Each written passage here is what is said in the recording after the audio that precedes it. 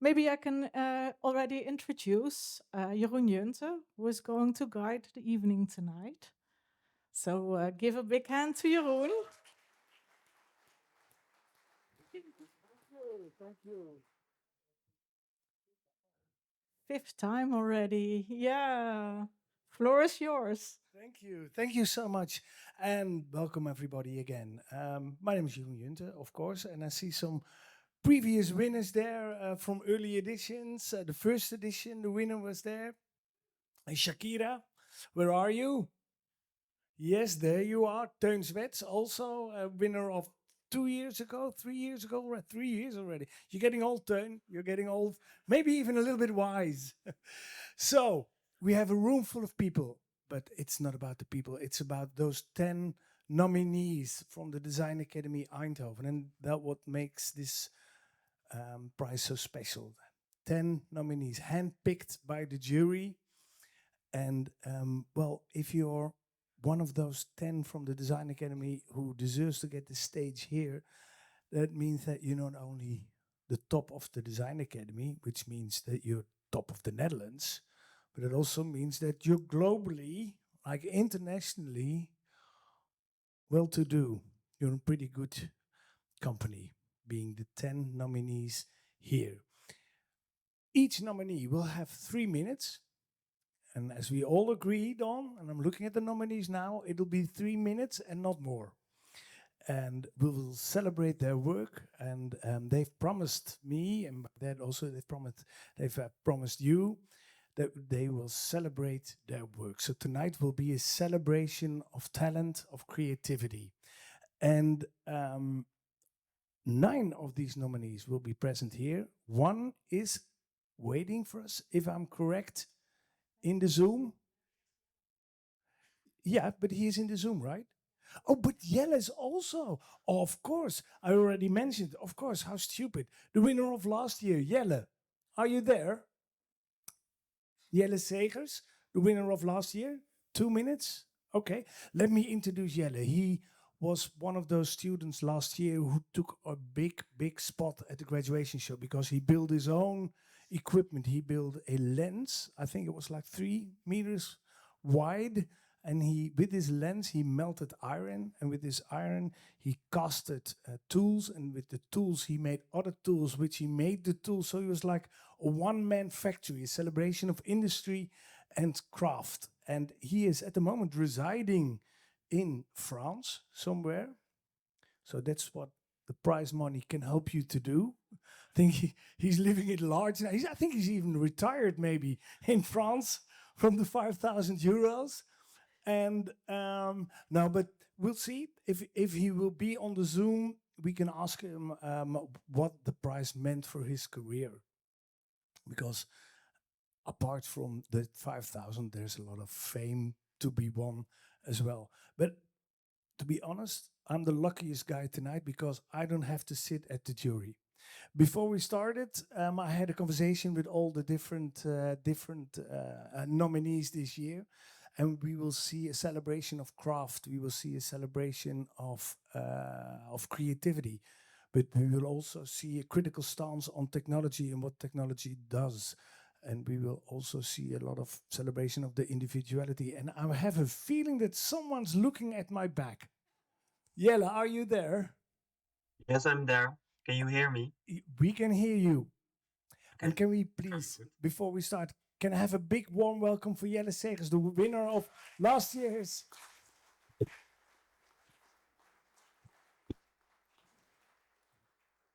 Thank you, Jelle. I was just mentioning you live in France now, so you're sort of semi-retired of the prize money of last year. I have not retired just yet. No, I have not retired yet. No, of course that would have surprised us all, because there's also too much fun in your work as well. Last year, of course, you were just graduated. You moved to France. What is apart from moving to France, of course, what is the big step that you've made in your practice? Ooh, that's a good question. I have not made very big steps. A lot But of small last steps. year, you can hear me still? Yeah, Because I can't hear yeah, of myself. course. Yeah, yeah. I have not made very big steps, but last year I think I recentered myself after um, going through the change from a school environment to an environment where you have to work and pay bills and eat and those kind of things. And I think that now I am re-attacking my mission, my design mission. So yeah, that's the change I've been going through last year. And I have done some work. I've built a new machine to make lenses again, but bigger lenses to not only melt zinc, but also aluminium and bronze.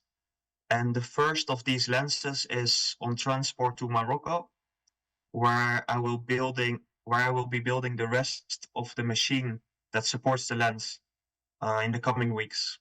I'll be leaving next week, Wednesday, and then from there on there will be an adventure in Morocco finding all the materials. And with 4 local craftsmen, I'm gonna finish the machine. Oh wow! So you're making France is already too small for you. You're moving on to Morocco now. Jelle, if you look back at the Kazerne Design Award, what was for you the most important thing of winning this prize?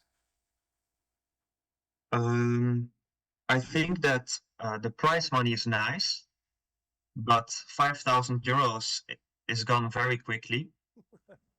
But the most important thing that happened is that I met Net Kaar, who was a guest at the event last year, and he is the assistant of an artist in Morocco. And this way, I got to get my next client.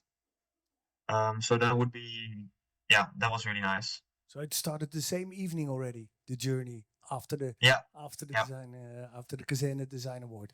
Okay, Jelle, your 3 minutes are up. Like the nominees this year. I wish you all the best and keep us posted. And please come back to the Netherlands sometime for an exhibition or a presentation. Or are you coming back this year for the Dutch Design Week? I will probably come back. Okay, Yeah. probably. Okay, you keep us in suspense. Thank you so much. And can I have one last applause for Jelle Segers? Thank you, Jelle. See you. Have a good night. Good luck. Okay. Well, some wise words there. Spend it wisely, the prize money. Also, already waiting in the Zoom is the first of the nominees. He is present. He is currently in the Philippines, so we have to do it by Zoom as well. It's probably way past bedtime already. Daan Overgaag. His project is called Seeds of Resilience, and Daan has been researching forgotten seeds, and he worked together with the Wageningen University. But he's not only a designer, he's not only a researcher, he's also a chef and a cook and a gastronomic historian and an anthropologist. He's from all markets. And Daan, are you there? Yes, so we do a double sound check if I'm there present at the moment. This is working well. No sound check. Your 3 minutes have started. No, I'm joking. No. But you do not your own. Oh, there's a small delay. No. Okay, are you ready, Daan? I am ready. I'll quickly, very briefly introduce myself, share the screen, and go to the presentation. Okay, yeah, you want to shoot? Okay, it's as long as it's within 3 minutes, and the 3 minutes. Yeah. Maybe for you because you're all the way in the Philippines. I make it 3 minutes and 10 seconds. Here you go. The stage is yours, Daan. Perfect. Thank you. Hi, good evening. It's a bit in the middle of the night for me, so thank you for bearing with me. I'm indeed in the Philippines right now, as I recently opened a design studio and restaurant there. And good to see you. I'll go to the presentation. Share. There we go.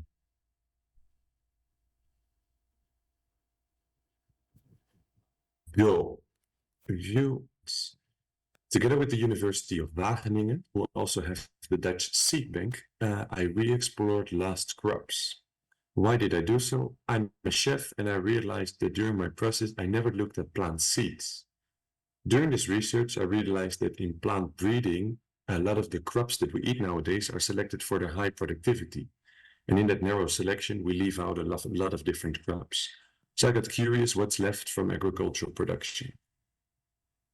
I approached the University of Wageningen, who has over thousands and thousands of different plant varieties stored in there, but they're all stored in a very inaccessible freezer at minus 20 degrees, where the seeds are not accessible to the public. This is a large part of Dutch history and the biodiversity that we used to have here in the Netherlands. As a chef, I got very curious and I got interested in what type of flavors can we retrieve from the seed bank.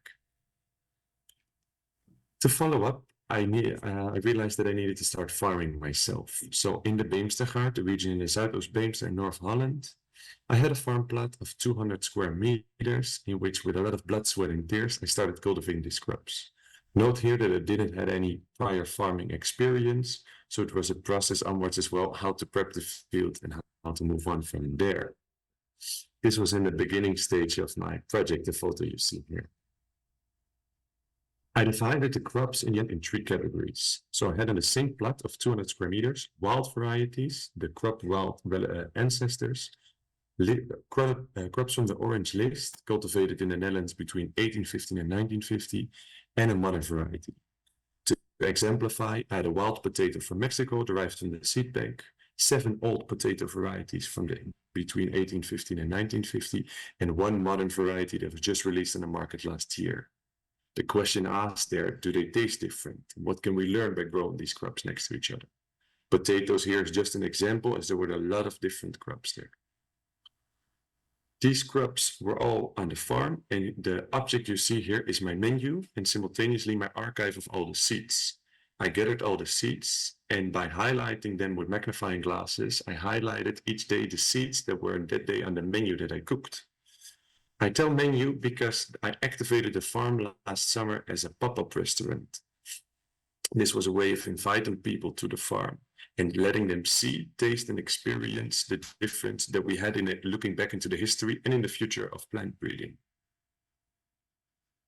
I did 6 dinners in total on the farm for 20 guests, where I cooked with the crops that I could harvest during that day and turned these into 7 different dishes. The idea was to involve people there in plant breeding and repeat this in the coming summer. The current state of the project, I'm in the Philippines, but in the Netherlands, the project is being continued by the farmers who helped me last year, who had a very big interest in growing these ancient crops and bringing them back.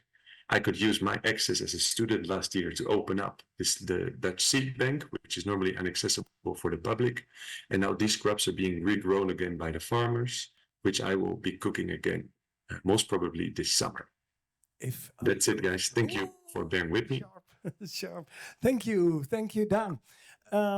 Yes. Can I have an applause, please? Very well done, Daan. We all know that, of course, you would have preferred to be here because it's much easier to present here on a stage, even in front of a room full of people. You've done very well. I was just wondering, how did you come from these forgotten seeds and a garden in the Beemster? How did you end up in the Philippines? Before starting the Design Academy, I worked in a restaurant in Peru with a research team. And with 4 more colleagues, we've simultaneously been planning to open a restaurant and design studio here. So that has been on the loop for a long period. So I'm here now for a couple of months, but we'll be back in summer in the Netherlands. Okay, for harvest. So yeah. You'll be back for harvest.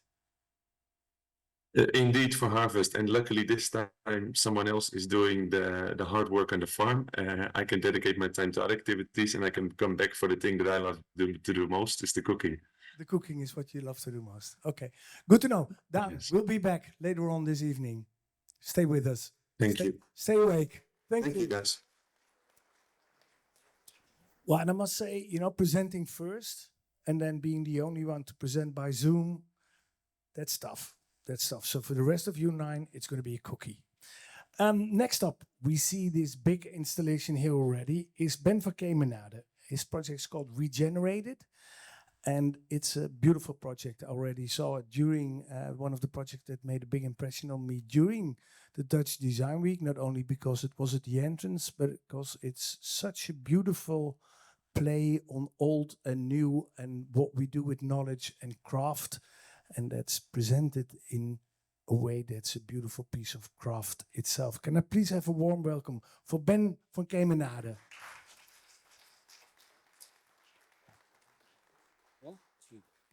And also for you, 3 minutes that enter Yeah. now.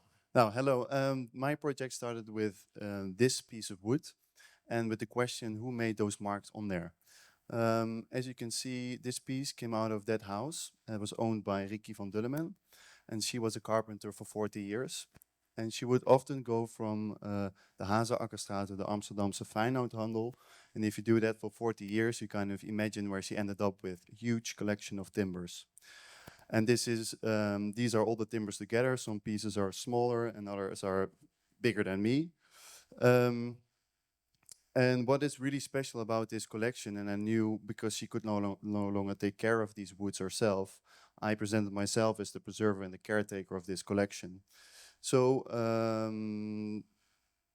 oh yeah, and what makes this special? What makes this collection so special is that you see a lot of written stuff on it. So it's not only the woods that are really special, but also her life's work are integrated into these pieces. So, for example, you see here Amsterdam, which links her with her travel to Amsterdam to buying the woods. You see her name, but you see also little marks that she made on the woods while already wood started to crack and so on. So through her materials, I really got to know who she was, because she was a mystery for me, yeah, during the period and the work that I did. And in the left, you see a piece of Cuban mahogany that is now legal to import and to distribute around the world. And all of these things come together. She not only wrote stuff on it, but also different people and other people and people that transmitted these woods. So it's really of historical value what it's in the cabinet. And not only on the long grain, but also in the end grains. I really learned a lot from how to preserve a piece of wood using wax or different colorations of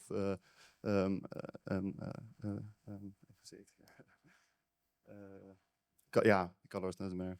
So what I did is I designed the cabinet where all the pieces come together. You see in the bottom, you see a freshly cut tree that slowly dries out and keeps the right humidity for the top pieces in the top cabinet. So it's 2 generations that are bound to each other to a new identity. And it's an ode to Ricky van Dullemen, and it's an ode to the analog generation. That was my presentation. Very well. No, keep it. I'm well within time. So I've got time to ask you one question. So Cool. the cabinet itself, it's sort of a proof of craft. Yeah. Is it the craft you also learned from Ricky? No, it's something I discovered that I could do myself. So everything is handmade. So for example, if you see the legs, they're hand routed. Nothing is CNC. Made everything by hand. Also to an ode to her craft and also to learn a skill by doing this project. Yeah. So does it feel also like a responsibility, because now you've sort of taken on all the materials and some of the crafts that she has invented or used or developed in the last 30, 40 years. Yeah. Are you documenting your craft as well? Yes, I'm documenting everything I made. I'm also developing a system to number or numeric my pieces, so that I really think what I leave behind in this world, and that's also what the project reflects on. What do you leave? What is your digital footprint or your analog footprint today? And what do you leave behind for future generations to come? And also sharing knowledge. Yeah, definitely. Yeah. All right, good. Thank you. Thank you. Thank you, Ben. Next up is Martha Nash. She's from England, and her project's called Martha Coin and crypto, NFTs, blockchain. Yeah, we all have had that moment like, whew, yeah, I've heard about it. Well, what is it about, all these new digital techniques? Well, Martha dug it up for us. Can I please have a warm welcome for Martha Nash? I'm Martha. This is Martha Coin, and everything in this project revolved around me.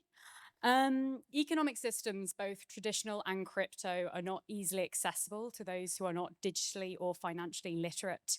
In the age of globalization, and it continues to strain on our natural resources, health and well-being, is the future of the economy local? And furthermore, what happens when an economy's value depends on the happiness of one person? So Martha Coin was the world's first analog cryptocurrency. Using the structure of blockchain, I designed a system where I sat at a banker's desk covered in tiles of my face with furniture made of cardboard and hot glue, playing the role of this autocratic makeshift banker. In my economy, everyone had to keep me happy for the sake of the stock market. I designed a quiz which calculated how happy I was at a given time, and then this made up my personal stock market. So it was high when I went to the Beyonce concert and low when I had a rat infestation. This project started, oh, my bad. Instead of Bitcoin, I traded ceramic pigs. The happier I was, the more your pig was worth. People traded favors for me in exchange for a pig and my happiness. Then you could trade the pig back for something you wanted in return, depending on the stock price. And all of these were recorded on ceramic receipts and kept inside my physical blockchain. This project started as a very selfish venture. We're given complete freedom with this final project, and I wanted to make the most of that. But what I didn't anticipate was the reaction that people would have to the project, and specifically the pigs. People were so keen to talk to me simply because of these pigs. And I guarantee if I went up to the general public and went, who wants to talk to me about crypto, there'd be very few takers, and those that would say yes, I wouldn't want to speak to them. So this may seem like a simple conclusion, but people are willing to learn about dull topics when they're shiny and fun. Crypto can operate almost completely outside of regulation because people don't understand how they work and don't know how to regulate them. When a complex topic becomes tangible and approachable, people are willing to learn about fundamental principles. And once people can understand the basic language, then we can start having bigger conversations, such as questioning the monetary systems we use in our daily life. Going forward with my design practice, I want to utilize this theory more that shiny equals interesting, and especially focusing on using physical interaction design to aid financial literacy. Thank you very much. Whoa. Spot on, Martha. Hang on just for 1 second. I've got one question. Did you ever, at one point, buy any currencies like real bitcoins or ether or any of the other currencies? Did you ever possess those? Yeah, absolutely not. What NFTs maybe? Oh God, no. So what I realized was this project started because I didn't understand crypto, and I had a lot of sort of 35-year-old men in podcasts being like, I made 35 grand today, and I wanted to know what they were talking about. And after sort of finding out about crypto, I realized how dangerous it is because it's unregulated. The guy at the bottom always holds them, like gets punished the most. And because of that, but nobody knows that because it's so hard to sift through that information. And so I never personally invested in cryptocurrency, but especially in the age of influencers having more and more impact on how people manage their finances, I think it's really important that we do try to understand new financial systems, especially crypto. I mean, crypto makes up 2.5 trillion in the world, and so it's not just a small little group of men trading. It's got very big impact. So no is the answer. That's fine. No. Yeah. I imagined already. Thank you so much. Can I please have a big hand for Martha? Yeah. Pierre, Salaün, yeah, you're really eager. Okay, grab the mic, I'll introduce you. HDMS, hand-bent material, metal shelf. That basically explains the whole project. Pierre, you made a beautiful harmony between craft and industry, and also a very sustainable way of producing. Please, big hand for Pierre. Thank you. Thank you for the introduction. Good evening, everyone. I'm really happy to have the opportunity to present my project here tonight. So, as you said, it's HBMS, hand-bent metal shelf. On the picture, you can see my flat sheet because it's a flat pack furniture concept, and the idea is to optimize material to make it so then we have as least waste as possible and to anticipate the production process. So I developed, I was using the technique of bending by weakening the metal through lines. And on the left, you can see the system that is duplicated throughout the entire shelving system, which is a modular drawing and not a modular design. Yeah, so you can see me bending it by hand, which is really easy. But then the interesting thing is that I use the entire sheet, and yeah, it's a design that is made by constraints because I'm trying to optimize the material with its production technique, which is the laser cutting technique. Yeah, so I tried to do a design that was in balance between aesthetic and functionality. So the goal is to have a beautiful product that is using only details that are useful for the shelving system. So here you can see the locking system that is part of the pattern, and I'm not taking out any part of the sheet. I'm just bending it, and from that I can assemble the volume, starting from a very thin sheet of metal. And the funny anecdote about this project is when I was working with an engineer, and first time I happened to enter his office, and he looked at my sketches and he told me that it was most likely that it was going to fail. And so I told him that it was good. Then we had something to develop. And from that, we managed to make the cabinet after 4.5 months of common work together. And so, yeah, I think, I also just wanted to talk about the fact that it's a product that I really would like to develop and to further usage. I think it's a system that can be duplicated in a lot of different products. And I wanted to focus again on the fact that I'm not transforming the material, which is something that is very dear to me. On this picture on the bottom right for you, you can see the texture that is just brushed. So the thing is that the finish is just this brushing technique, which is using sanding paper. It allows to get rid of all the sharp edges. It gives a beautiful aspect to the object, but then also it allows not to to damage the life cycle of the material. So then once you're done with it, or when the object is broken, you can just remelt it and recycle it. And it's in stainless steel, so it's also an object that is going to last long.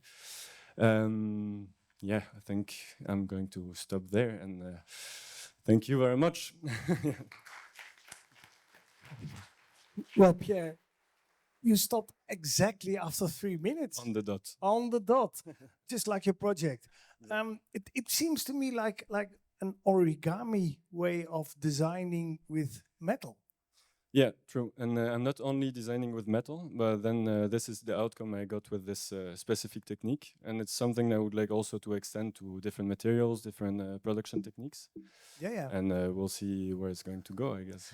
So if you would have to choose, like maybe do a research into doing something similar with a plate of wood, or work more with metal and make another product with the shelf, what would be your first intuitive choice to do? Yeah, I think the interesting aspect with the metal, I think we talked about it a bit, but then it's the fact that you have parameters you can play with that are very strict, and then it allows me to really dive into an industry that needs to get some changes somehow, because there's I also came up to this conclusion talking with a lot of engineers and with the companies themselves that see that they have to recycle too much material compared to what they are producing as well. So that's why I delve into this technique as well. But I've been working in another factory producing marble, and I try to optimize marble slabs as well. And I did another project, but then with wood, I think it can be different as well, but then it would be more about the sourcing, I guess. I can imagine marble is a little bit difficult to bend with the hand. Yes. So you use 2 machines and two hands exactly for the project. Laser, sanding, and 2 biceps. Two biceps. Okay.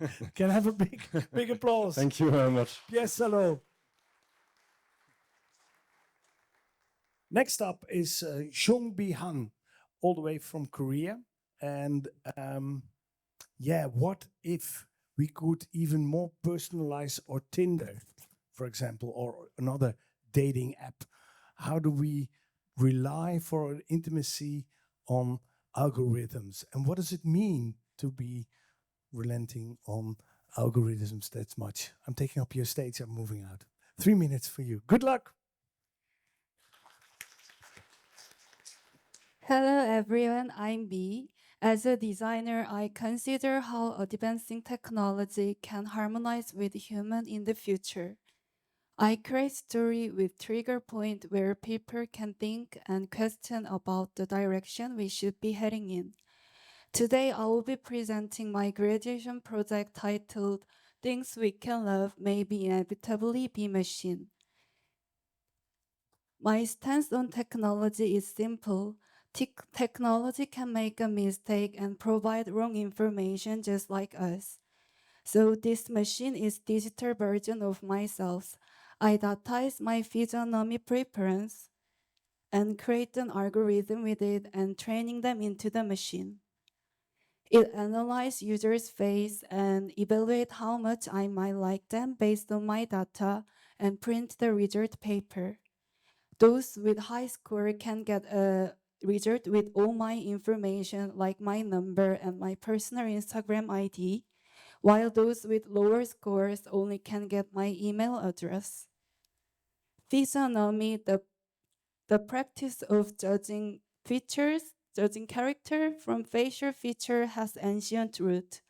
In the Eastern culture, it predicts the future and analyzes personality, while in the West, Aristotle considered it a science. Its foundation lies in data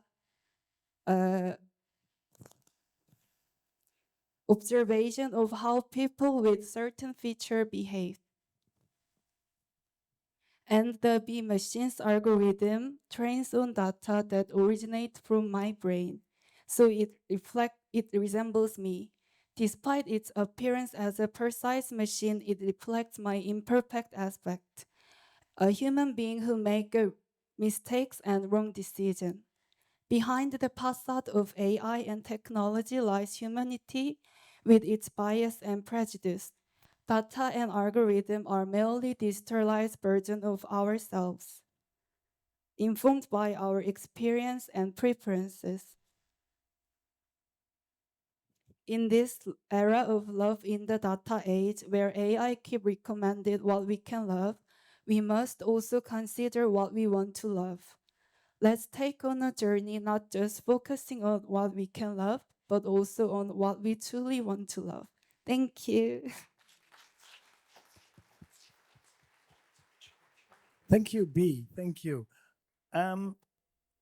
I saw in your project also a sort of a comment on the way we are focused on facial.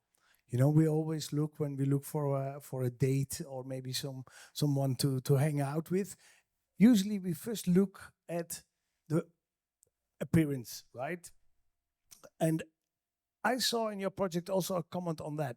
We're so focused on the facial and the body and also that appearance that we tend to forget their other sensorial, like the smell of somebody, and even sometimes the sound of a voice can be like a really, really turn down.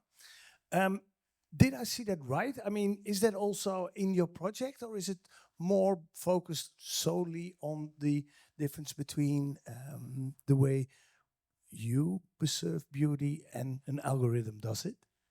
I think what I try to do is I want to put my like preference to the machine, but even if I give like enough data, it's make a different decision from me. So for example, a lot of people try it during the design week, and I quite like someone, but my project just give him the email address.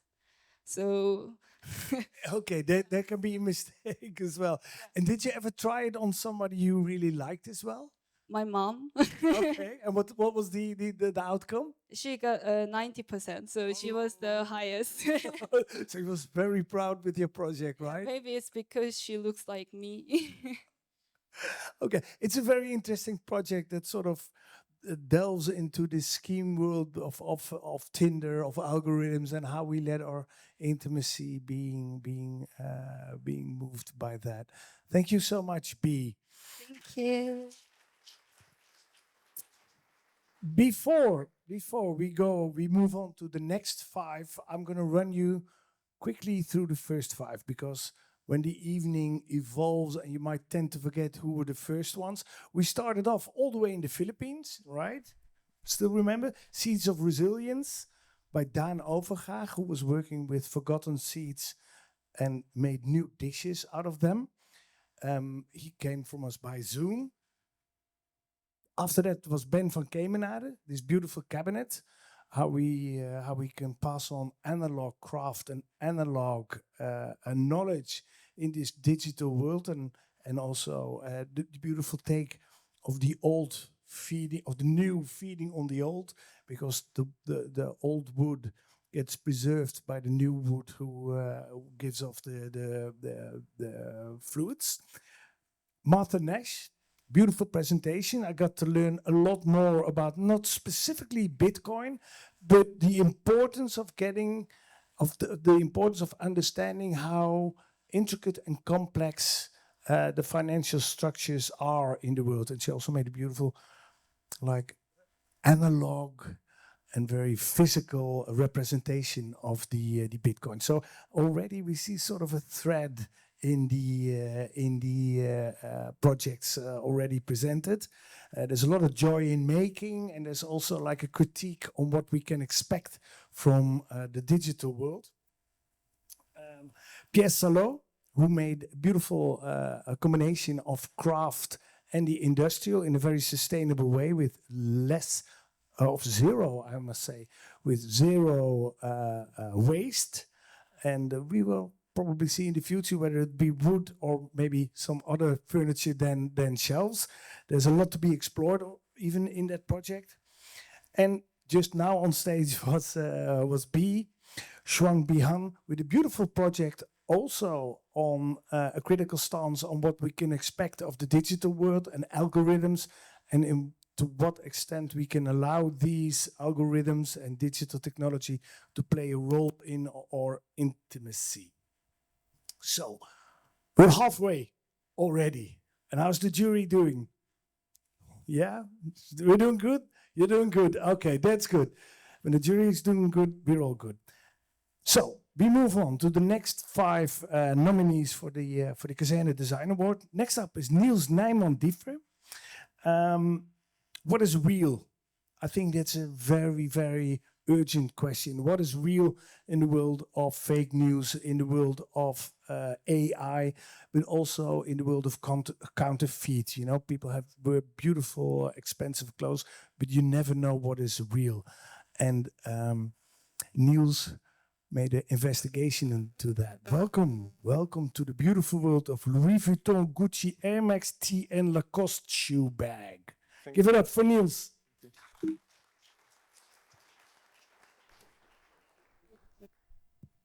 Thank you for the introduction. So my name is Niels Nijman, and I did a research about counterfeiting, which can be defined as fake products, fake fashion products. In the Parisian suburbs where I come from, counterfeiting has become a prevalent economic phenomenon, with many individuals incorporating fake goods into their daily lives, whether it is through wearing or using them. Often associated with negative perspectives, I started this research by wondering if there was any counter-narrative to the preconceptions that when one may have on the subject. My first intention was to deconstruct the negative view associated with this topic and introduce nuances to prevailing perceptions. 2 elements fueled my fascination: the notion of transgression enacted by consumers and producers of counterfeit goods, and the relationship between clothing and its narratives, as well as how it can be imagined. And to engage this research, this deconstruction, I experimented with AI. Each counterfeit artifact that I produced is based on an original, desirable, or iconic object. AI image generators process these objects using keywords such as Louis Vuitton, Gucci, shoes, and bags. Random creations are produced and based on thousands of pieces of information related to original items. These generated images are then transformed into three-dimensional models by another AR program, resulting in final shapes that are 3D printed and meticulously painted to create a fashion artifact that mimics the original item. So you can see my starting point. AI was, in that sense, used as a tool, as a stream of information revealing graphically what people were interested in. We are realizing nowadays that it's not a tool. It's way more than that. It's an ecosystem, not based on what, but on how people are thinking. Using AI as a counterfeit making device, proposing new designs every minute, was a way to criticize hyperproduction and the lack of effort put into defining and unpacking influences and reasons for each product that is produced by the industry.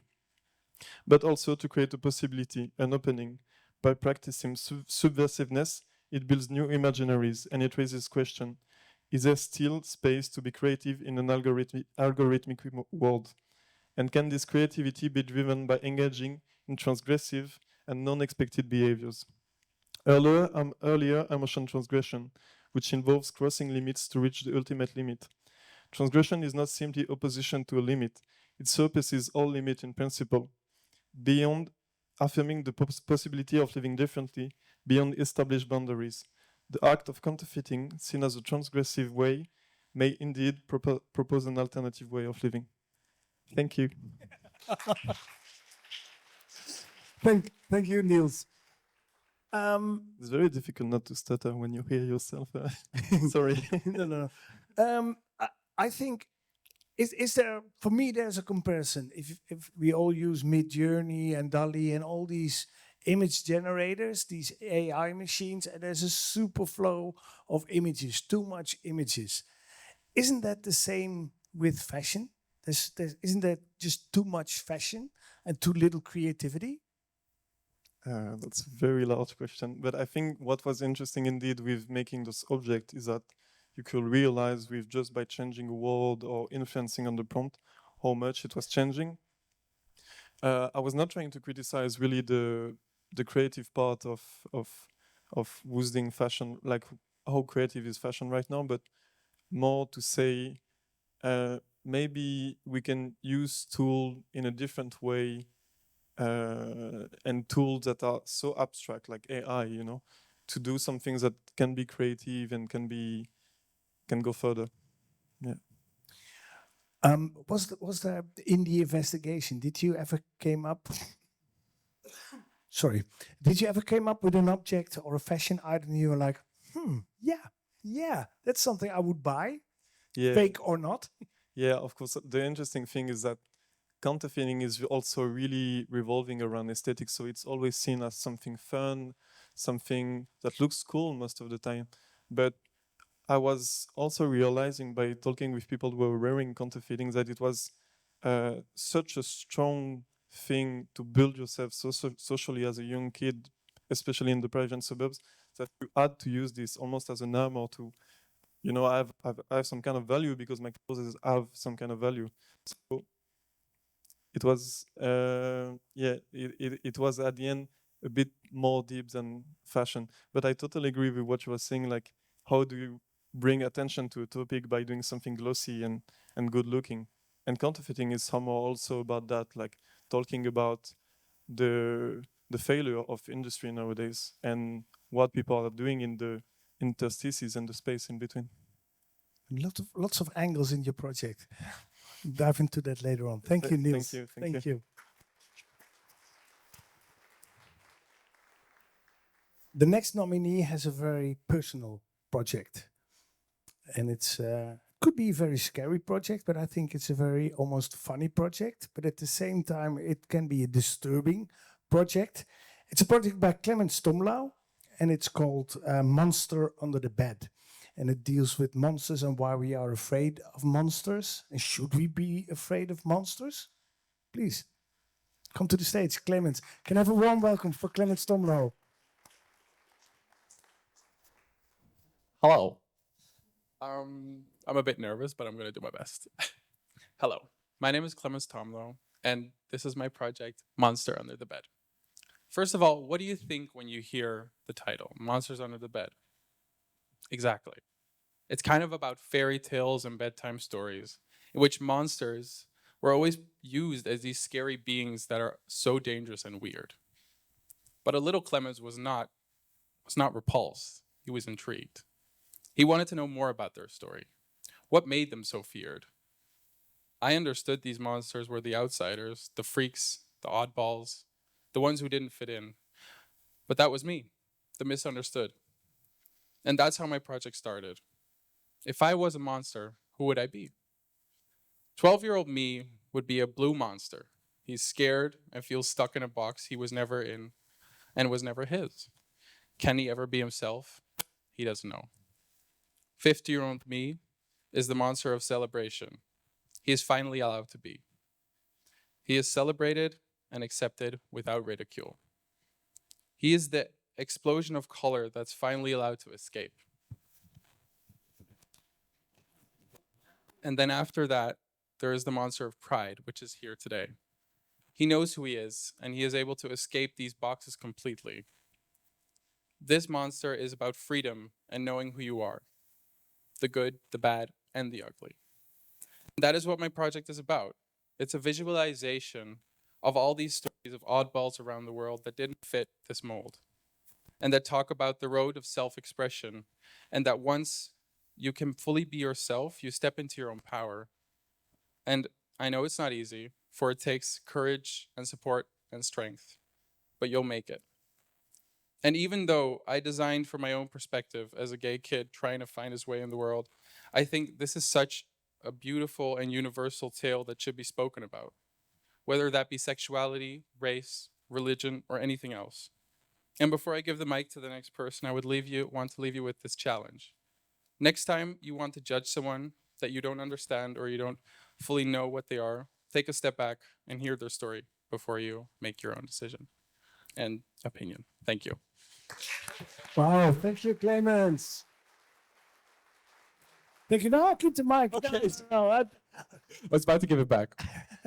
No. I got a question. I got a question. So I was wondering, do you have like you've presented these three monsters? The first one is the 15-year-old kid monster, the blue one, the blue period, literally a little bit blue and unknown. Vincent Van Gogh in there. The second one's celebration, colorful, and the third one is proud, strong. Do you have like a favorite? Is there like one monster that you sort of prefer?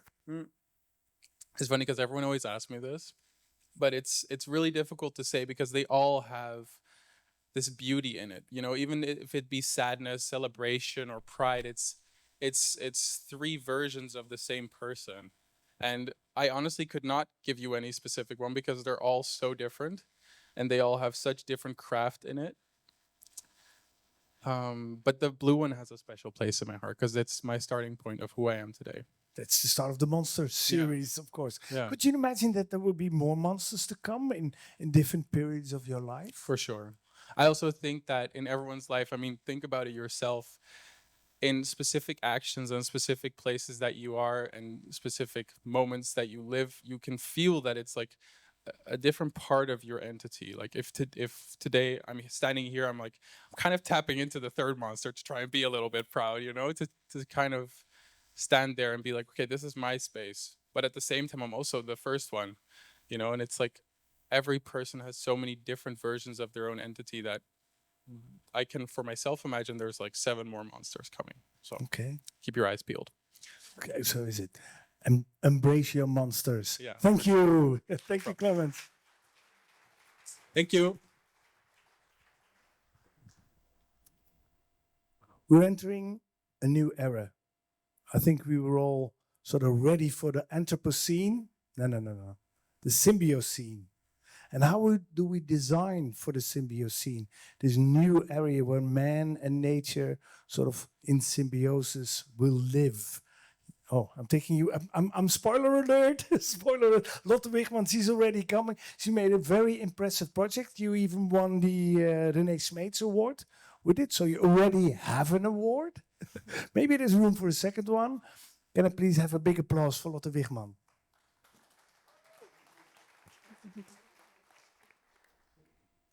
Hello, I'm Lotte, and I'm going to present Negotiating Boundaries to you. In our rapidly changing world, design for the future needs a shift.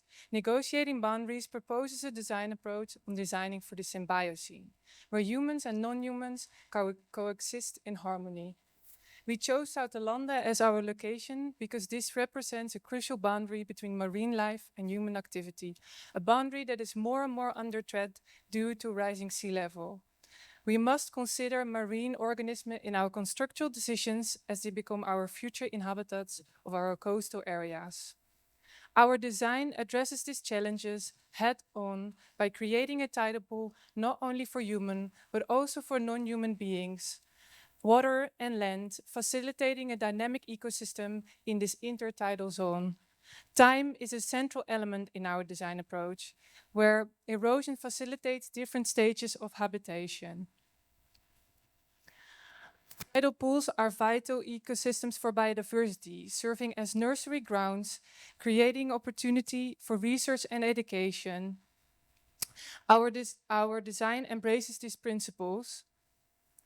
We create a tidal pool that serves as a metaphor for gradually integration of human-built structures within the natural environment. In this initial phase, humans interact with this structure, but over time, non-humans take over and they create their own biotope.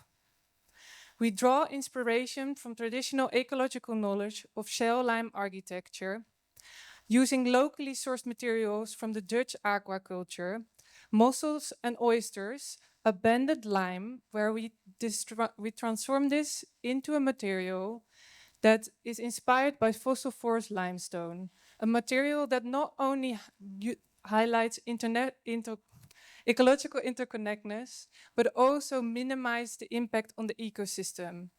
By utilizing local resources, we create a material that goes back into the same ecosystem where it originated from. We did some tests, including a Krasas test and a compression test at the TU Delft to test the strength and the viability of our material. We created a sustainable building material that embodies the principles of the Symbiocene. Negotiating boundaries is not just a design project. It's a commitment to the future where humans and non-humans coexist in harmony, where we embrace erosion and succession and the resilience of nature. We can build a world where boundaries dissolve and symbiotic relationships thrive. Thank you.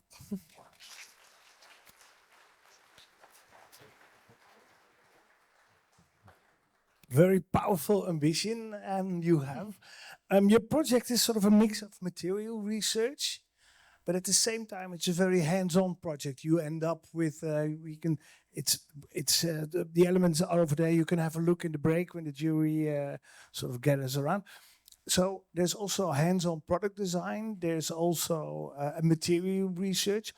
What would be the next step in this project? Yeah, there's a lot of tests going on and still happening. I think before you can say this material can really be a constructural material or applied in architecture, there's a lot of research around it. So I will continue and I will try to get people on board of designing for not only human, but also for non-human, and creating a material that also goes back in the same ecological cycle it comes from.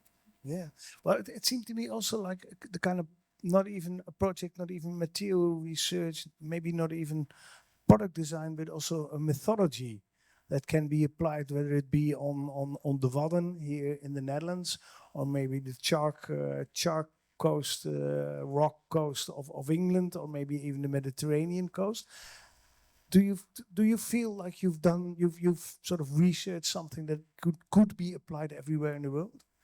Not everywhere in the world, because it's the idea that we should work with the material that is surrounded. So it should be somewhere around the coast, so it goes back into the same ecological cycle it came from. Now, of course, but I mean, any coast area in the world, of course, a coastal Yeah, area. so the idea to think about this ecosystem that is behind a material, I think that's very important, and especially in our constructual decisions, that we can build with natural materials, but we should also really consider that it comes from a ecological system, and we take it away from other creatures that need this system as well. So how can we as human also become a part of this ecological system? And But a very local Yeah, ecological system.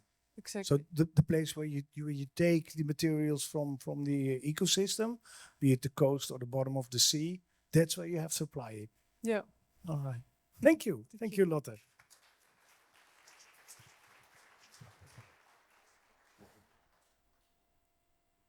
Soul pain, Weltschmerz, in Dutch, spleen. These are all feelings that we have encountered. It's melancholia is the basic, like, common name to describe this feeling. But it's a very personal feeling. It's hard to describe what it is. We all recognize it, but it probably means something different for all of us.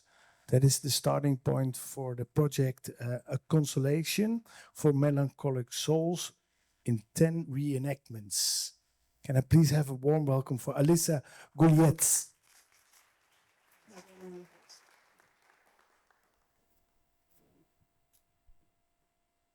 Reenactment number 1. Albrecht Dürer, Melancholia 1, engraving 1514. Sitting in the chair. The head rests on a closed fist, pretending to hold a compass in the right hand. Intense and gloomy look into the distance. A Consolation for Melancholic Souls in 10 reenactments is a study of melancholia, a cultural feeling of a world weariness, a world sadness, about the seemingly inevitable suffering of the world in the form of a stripped-down performance of the state. More precisely, this performance consists of a sequence of 10 physical reenactments of melancholic poses that are taken from classical art pieces of the Western tradition, ranging from Albrecht Dürer's woodcut Melancholia 1 from 1514 to William Kentridge's interpretation of it of 2007-2008. And it is carried out by a performer under the instructions of a voiceover. So behind me you have the first 5 reenactments that are shown. The voiceover is now muted. And for those who have the paper, it contains the 10 selected depictions that are on the basis of this performance. So melancholia has been a persisting theme throughout history since antiquity. It has plural definitions and interpretations in the medical sense, in a philosophical sense, as well as in the art tradition. For instance, in the artistic imagery and representation, melancholia appears as a state of in-between, an ambiguous state, in balance between negative and positive values, between dark madness, blocked immobility, and divine inspiration, creativity. I look at melancholia through this artistic lens, and more precisely as an aesthetic posture. So how is the body in this melancholic state? So basically, what is melancholia as an embodied experience of a human experience? And I try to bring this posture to a collective understanding. In short, and to finish, in times of many doubts and in reaction to an overall world pain, this performance seeks to bring understanding and consolation to melancholic souls out there about a shared feeling of vulnerability. Thank you.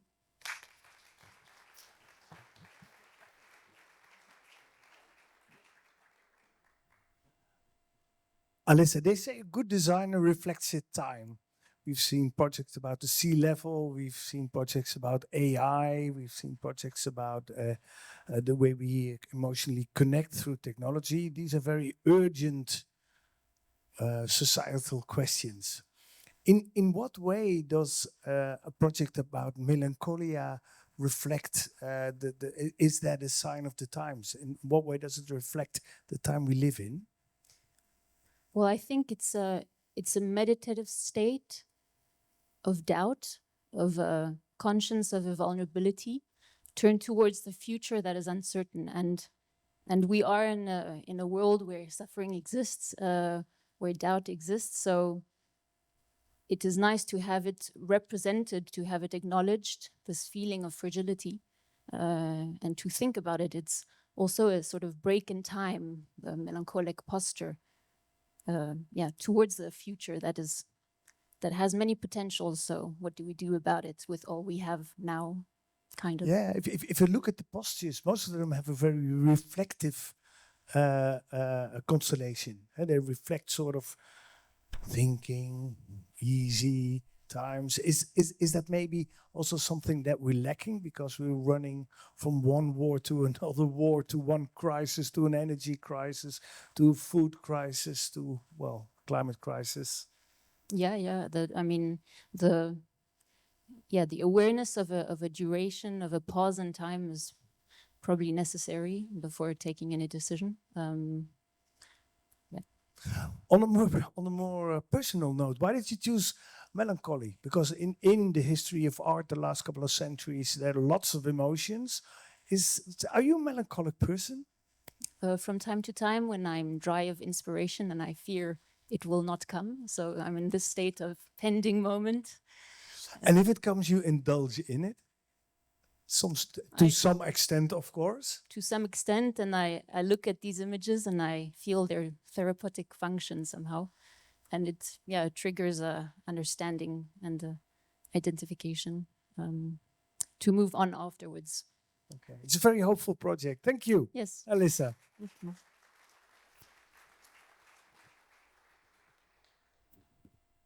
Wow, last one already. And a beautiful project also. Willem Zwiers, Willem Ceramics Atelier. Well, that probably says it all. Willem's project is mostly about the joy of making. It's an intuitive craft. And with ceramics, he exploits, he bends, he molds, he throws with all the ceramic materials. He draws in new sort of instruments to experiment freely with ceramics, to make objects. To be honest, I've never seen before from ceramics. Please, can I have a warm welcome for Willem Zwiers? Thank you. So, I'm presenting to you Willem Ceramics Atelier. So, Willem Ceramics Atelier, which is a material exploration using self-made tools and embrace the intuition and the playfulness and my own naive way of working towards ceramics. When I first started experimenting with ceramics, people told me that there are many rules involved. So that you, when you work with ceramics, you have to work with a clean mold. Otherwise, you see all the little details. You have to, if you buy a block of clay, you have to knead it for a long time to get rid of all the air bubbles. And this motivated me actually to push air in instead of getting rid of all the air bubbles.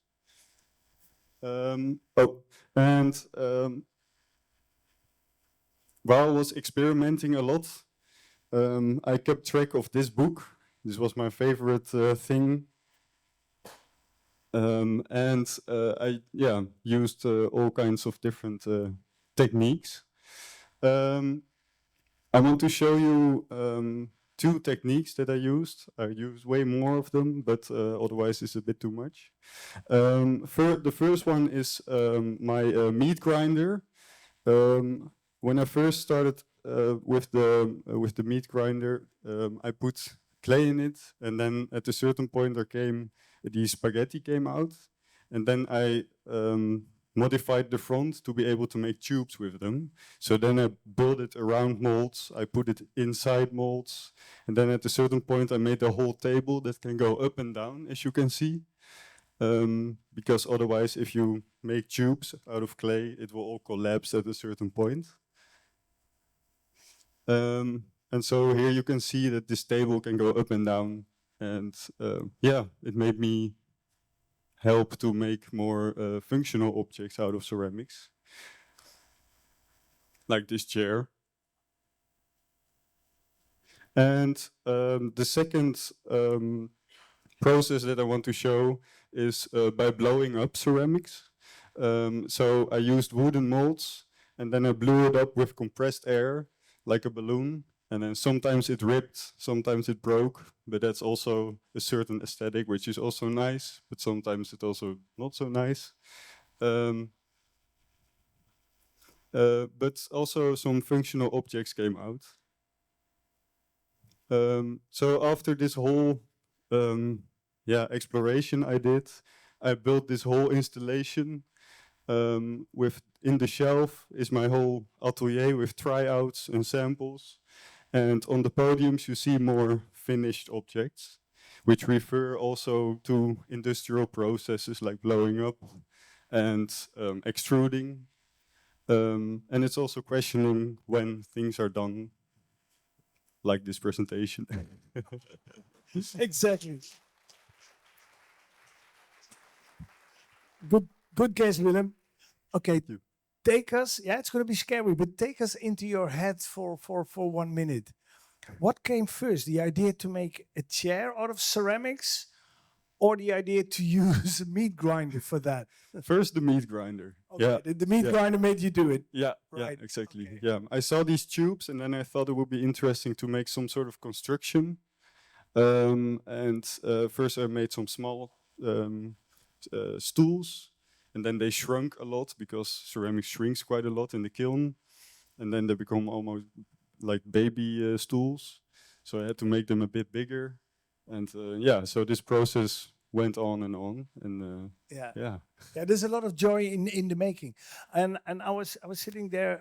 At first, I thought it's like an intuitive craft, but I wouldn't say so much intuitive. Would you say you're a designer, or you're more like a director of all these tools and ideas, and you just throw them into your atelier, in your Willem's ceramic atelier, and see comes out of it? Yeah, maybe a bit of both. It's also hard to say what a designer is actually. But I love materials and I love to see what the limits are of these materials. And yeah. Okay. Thank you, Willem. Thank you.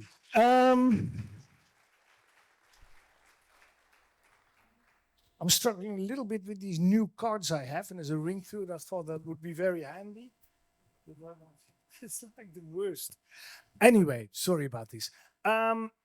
These were the 10 nominees. Let me run you through the last 5. We've done it with the first 5. We've seen them all. Niels, you made a presentation.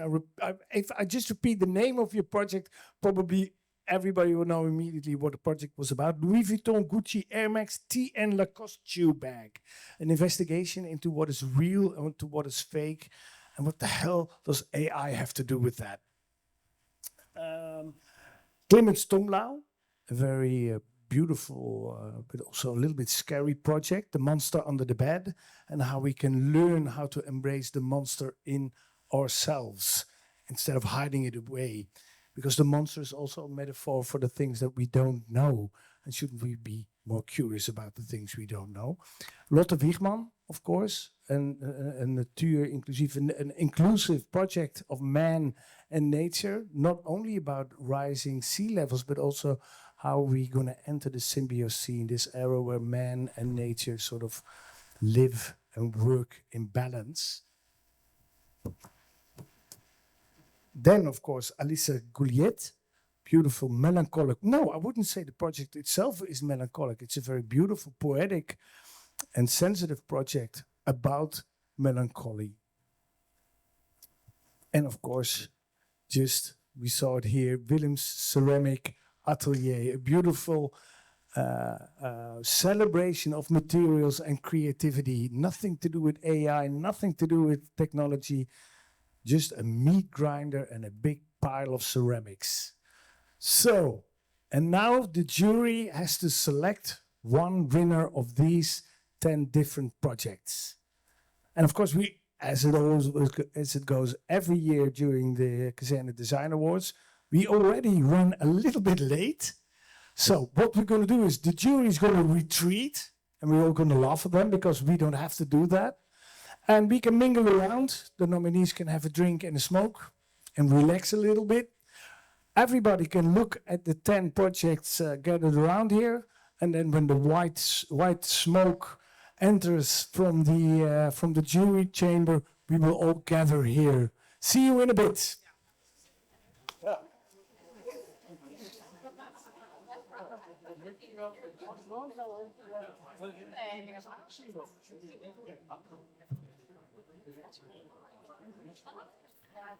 Welcome. Welcome. This better? Yeah. Welcome back, everybody. Welcome in the room. And this is the moment. The jury, they're standing there. They've reached their verdict on 10 projects. Before I hand the mic to the jury, I just want to say, I would just want to reach a big compliment to all the 10 nominees and the presentations that you made. It looks, yeah.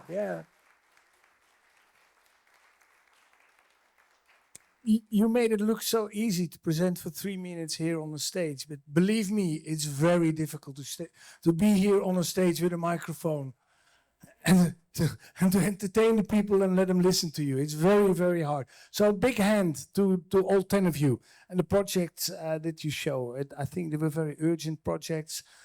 And like I said, good design is a sign of the times. So we saw projects that how we have to live with nature, a celebration of the crafts and also the relevance of crafts and forgotten knowledge, maybe even forgotten seeds.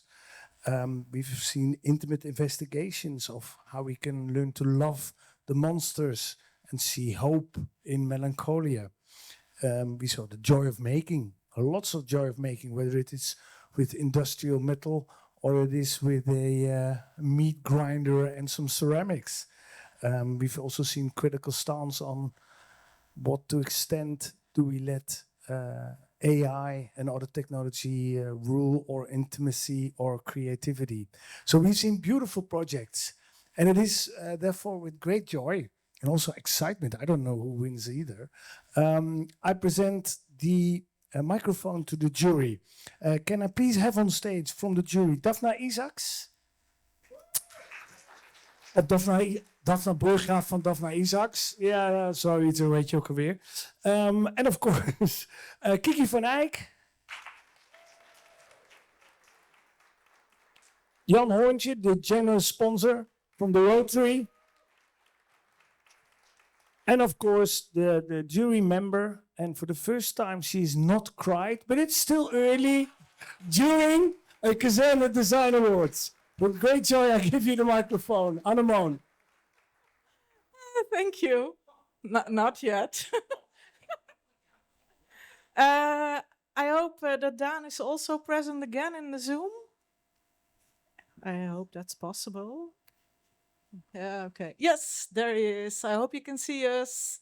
Yay. So we're all together again. It was a really difficult task, I may say so. You're all winners. First, now we are going to tell a little bit about the work and what we selected on. We judged on presentation clarity, on authenticity, on craftsmanship, creativity, relevance, and outstandingness. And yeah, then at the end there were some points, and then later on you will hear the winner, but not yet. First, we're going to give a little feedback on all the projects. Thank you. First of all, I want to say that I think the level was really high this year. Somehow it seems it's getting higher by the year. If I want to look at Daan, should I look over there or? So yeah, first Daan, what we all four agreed on is that we thought your work, your project is super professional. We feel a lot of passion it's relevant, your profound research. We can see you do that with a lot of passion and hard work. And it's fantastic to see that you move on with it and you find your own way already setting up a design studio restaurant. So we're super curious what you're going to do in the near future.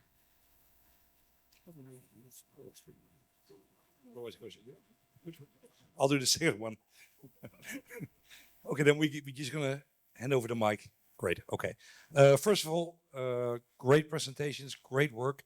We from Rotary Soeterbeek, Eindhoven Soeterbeek, are very proud to be sponsoring this, and we hope that also with the prize money, the winner can take his or her or their work to the next level. But also, you know, maybe there's a way that we can help with connections or helping out with, you know, taking it to the next level. So Ben, this beautiful object that you made, we really loved it. It's great craftsmanship. The whole idea behind it, the story about Riki and the wood that should not be forgotten, and the stories behind it, and the way you preserve it in this beautiful object. Great creativity, craftsmanship, and a great presentation.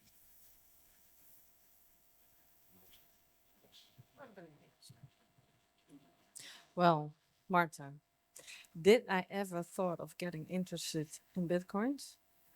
Hell no. Will I now? Yes. I really want to pick. You made me greedy.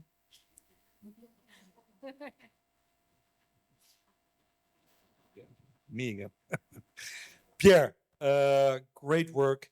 Your love for materials and finding out and bending and thinking about no waste, the circularity, but also the design of your cabinet. Great work. I really like how you thought about using the whole plate and thinking about the width, the thickness, the connections. It shows that you really went into depth about, you know, understanding the materials. Great work.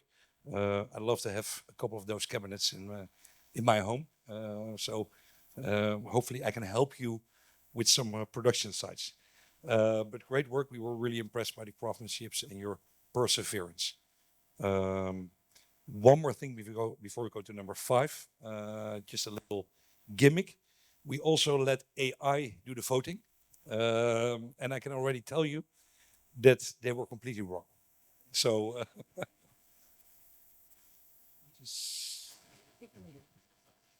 B, a very interesting project, a very interesting perspective on AI and how we can use actually prompting into our love lives and friendships. So yeah, can I also stand in front of the machine or? Yeah. Thank you. Niels. Yeah. Also, like B, a very interesting project about AI, but in a very different perspective. It's, I think, really interesting to see how you address and give us a new perspective and insight in subcultures, using counterfeiting as an expression of identity and belonging to a kind of clan or a subculture. Also really interesting to see how you work as an artistic director for these AI programs and how you are still in charge in a way of what is coming out, because I think that's crucial for working with AI, that we can still see you as a designer in there. Clemens, you really got me there. You opened my heart for a moment. From now on, you will be my monster under the bed. Very well presentation.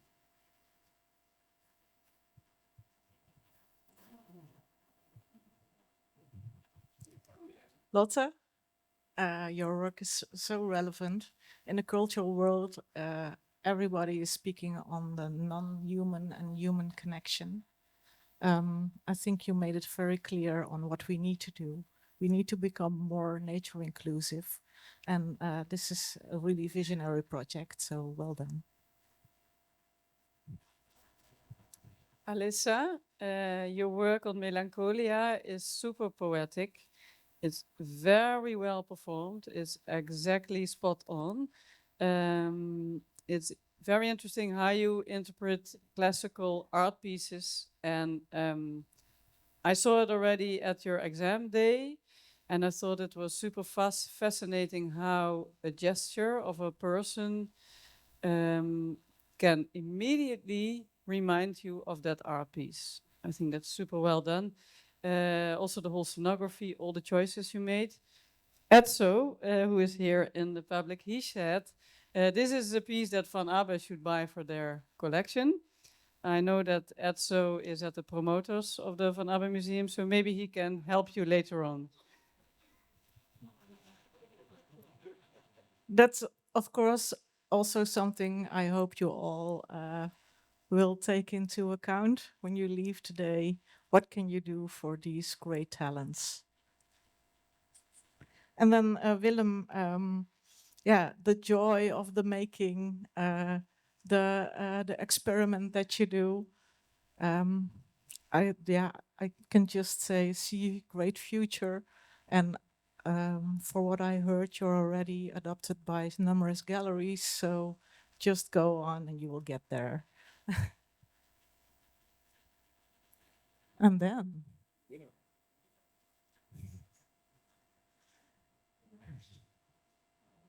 Yes, the check, the 5,000 euros. Ooh.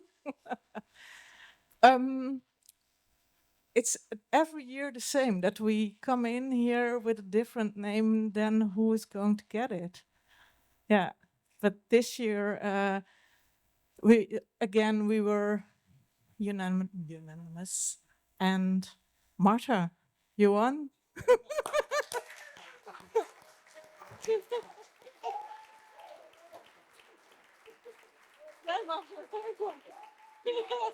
Yeah, come on.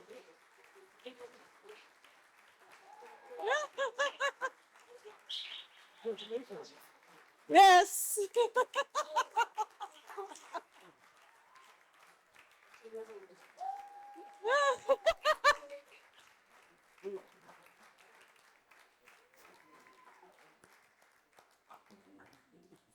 Yeah, we really need to talk to our sponsors about maybe more prizes to give to you all.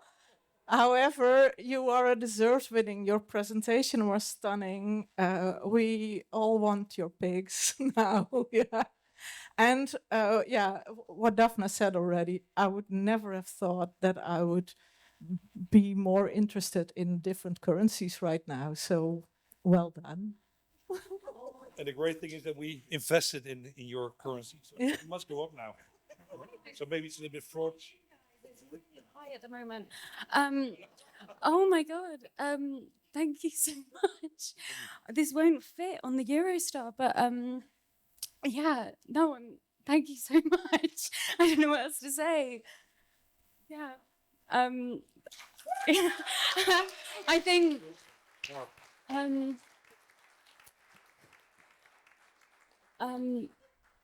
I think sorry. Sorry, I keep thinking you're gonna take it from me. Oh wow. You will get flowers. Oh, thank you. I just want to say a massive thank you to everyone, also all of the pig people that helped me. It's not just me. And also Kiki, as you gave great advice, and you were like, as soon as you get like money, you need to inject it back into your practice. So we're getting another kiln, and thank you so much. You don't know how important it is when you're starting out to get just support so as you continue. So thank you so much.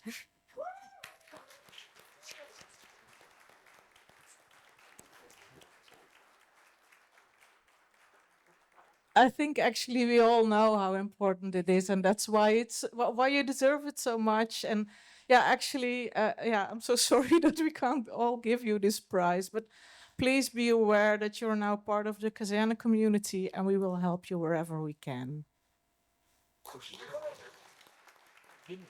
So, I would like to thank the jury with some flowers. Yeah, also. Thank you, Rotary. Thank you, Rotary Eindhoven-Soeterbeek, for this great event and also for the prize. Thank you, Kiki. Thank you, Daphne. And now, please, all nominees, come up here. We will have some pictures and then we will go to the bar, have a drink and mingle. And I hope you will get your assignments tonight for your next work. Thank you all for visiting us, for being here.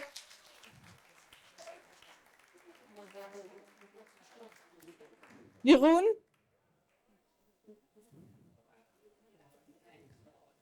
Thank you so much for having this great evening again. So everybody, this is a wrap. The Kazerne Design Awards 2024 has a winner. Actually, it has 10 winners. Of course, 5,000 euros is a lot of money. It's a generous offer as well. But do remember, you're all 10 of you are winners because the attention that it is and the recognition of being nominated is just as important as winning. With this edition of the Kazerne Design Awards is officially closed and the bar is open. See you next year.